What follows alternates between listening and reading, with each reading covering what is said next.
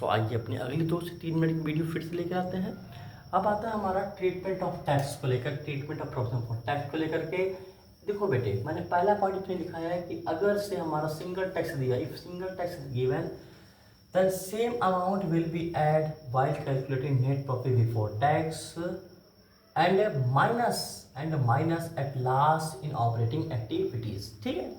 Second, if 2 year tax are given then previous year tax amount क्या हो जाएगा बेटा, amount of tax will be minus at last in operating activities and current year tax will be add while calculate net profit before tax and extraordinary item।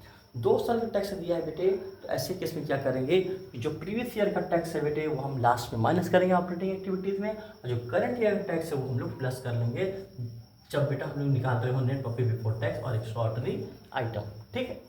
इसके बाद कह रहा है अगर से 2 साल का टैक्स दिया है, if 2 year tax are given then with किसके साथ, एडिशनल इन्फॉर्मेशन के साथ। 2 साल का टैक्स दिया है और उसके साथ कोई एक्स्ट्रा जानकारी में भी टैक्स के बारे में बता रहा है, तो क्या करेंगे तब ऐसे केस में हम इसको समझ सकते हैं एक एग्जांपल के साथ। उसमें ऐसे केस में क्या होता है, लेजर ओपन हो जाएगा, उस टैक्स का क्या ओपन हो जाएगा, लेजर ओपन होगा। तो लेजर कैसे ओपन होगा, जरा मैंने एक एग्जांपल लिया, जब देखिएगा 2010 में और 2011 में प्रोविजन फॉर टैक्स कितना था, 30,000 और 35,000।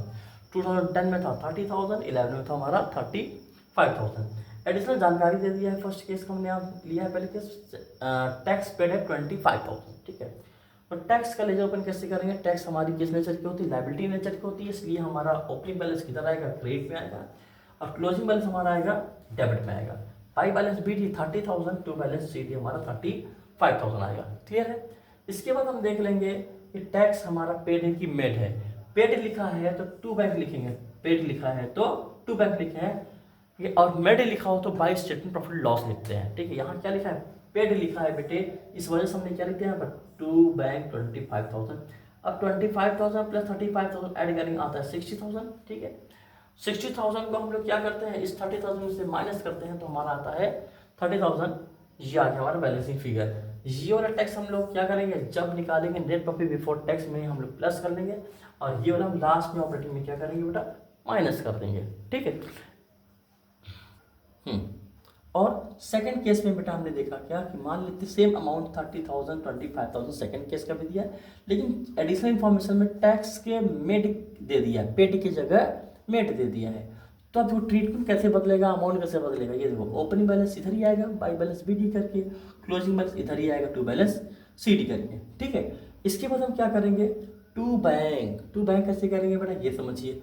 टू बैंक हमारा यहाँ पर नहीं, टू बैंक नहीं हो, माफ करिएगा, पहले ये देखिए ये क्या लिखा हुआ हमारा, बाई टैक्स मेड। तो टैक्स मेड है तो ये हमारा आ जाएगा कहाँ बेटा, by statement profit and loss के नाम से। यहाँ टैक्स मेड है इस वजह से आ जाएगा हमारा by statement profit and loss के नाम से 25,000 आ जाएगा। ठीक है। ऐड करेंगे तो आ जाएगा हमारा 55।